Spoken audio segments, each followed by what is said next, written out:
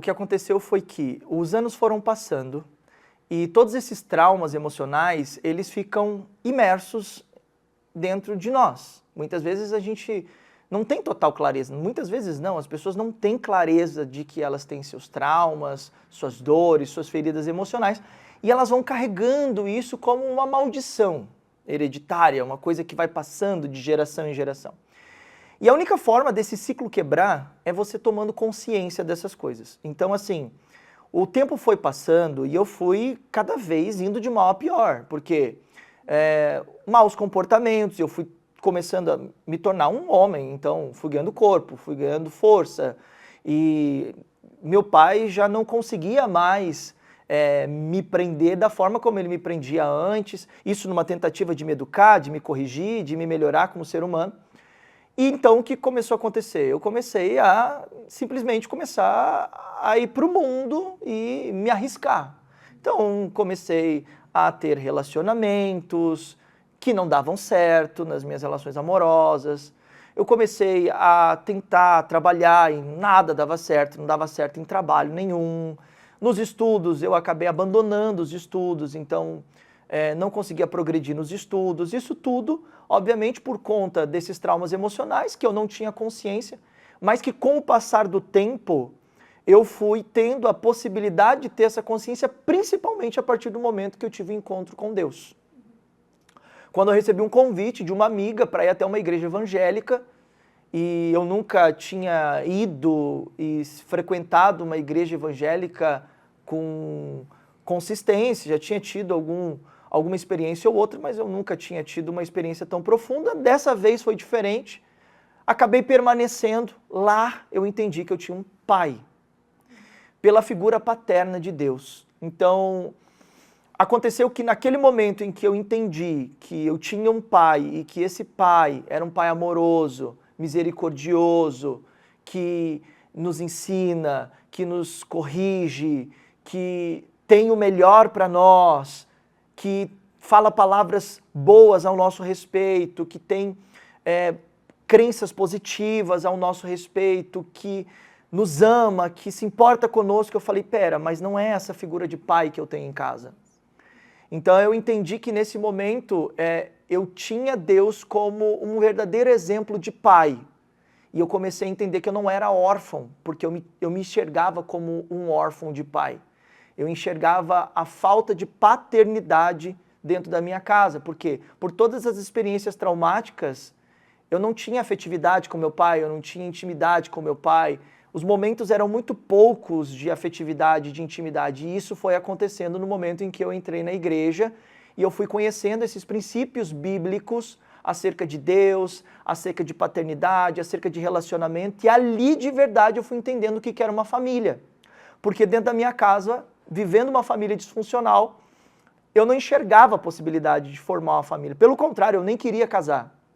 Eu não queria casar, eu não queria ter filhos, eu queria viver na gandaia, eu queria viver sem compromisso, eu não queria. Eu não enxergava isso como algo importante, ou como um princípio, ou como algo que seria interessante para mim. Então, quando eu entrei ali para aquele meio cristão e eu comecei a entender, eu entendi algo muito importante acerca de paternidade. Que por mais que meu pai tivesse todos os defeitos e todas as falhas dele, ele era meu pai. E que um dos princípios de honra era honrar pai e mãe. Então, por mais que eu honrasse a minha mãe, eu desonrava meu pai porque eu não enxergava ele como meu pai. Pelo contrário, eu olhava ele como um monstro, eu enxergava ele como um agressor, eu enxergava ele como uma pessoa inferior a mim. Então eu olhava para o meu pai e eu via no meu pai alguém inferior, alguém menor, alguém incapaz, e eu não conseguia enxergar ele como alguém maior do que eu. Aconteceu que meu pai ficou doente. Nesse período em que eu comecei a frequentar a igreja, isso foi muito rápido, de 1 mês a 2 meses mais ou menos, de repente meu pai estava numa UTI. E aí eu ali no começo da minha conversão, falando com as pessoas, dizendo, não, mas o Senhor é o caminho, é a verdade, é a vida, Ele vai ajudar, Ele vai mudar essa situação. Até que eu entendi que Deus mostrou para mim, nas Escrituras Sagradas, dizendo, olha, às vezes eu permito que o corpo pereça para que a alma seja preservada. E o meu pai, ele teve durante esse momento de doença uma oportunidade de ter um encontro com Deus também e aceitar Jesus como Senhor e Salvador da sua vida, que essa é a minha crença.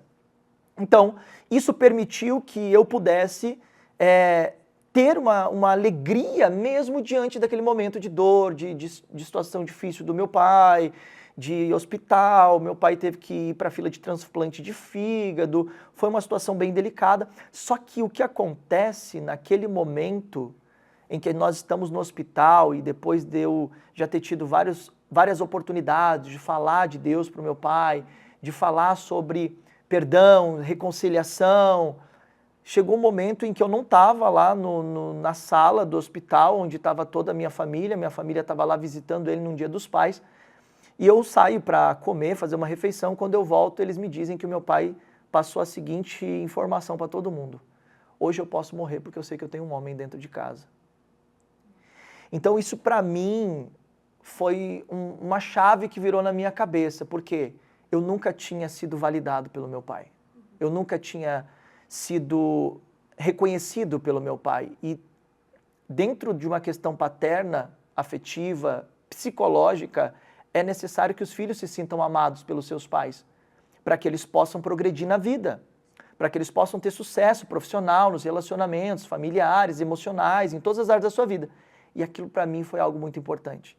Foi a partir dali então que eu entendi que dentro da igreja eu conseguiria alcançar pessoas, restaurar famílias, restaurar casamentos, ajudar na relação entre pais e filhos. E a partir daquele momento, meu pai partiu. Só que eu comecei, a partir daquele momento, a minha jornada e a minha caminhada cristã dentro da igreja. Então, na verdade, tudo aquilo que hoje eu exerço na minha profissão não começou como terapeuta, não começou como professor de programação neurolinguística, não começou como escritor, não começou senão da forma como hoje também eu atuo, que é como pastor em uma igreja. Então tudo começou ali, só que daí, obviamente, algumas outras coisas foram acontecendo para me levar para o desenvolvimento humano, o autoconhecimento, para que eu entendesse que a espiritualidade é importante, muito importante. Porém, o autoconhecimento, o desenvolvimento pessoal, a inteligência emocional, ela também é importante na jornada de qualquer pessoa, porque no fim das contas nós somos um ser trino. Nós temos um corpo, nós temos uma alma, uma mente e um espírito. E essa junção dessas três áreas permite que nós venhamos exercer uma vida aqui nessa terra com excelência.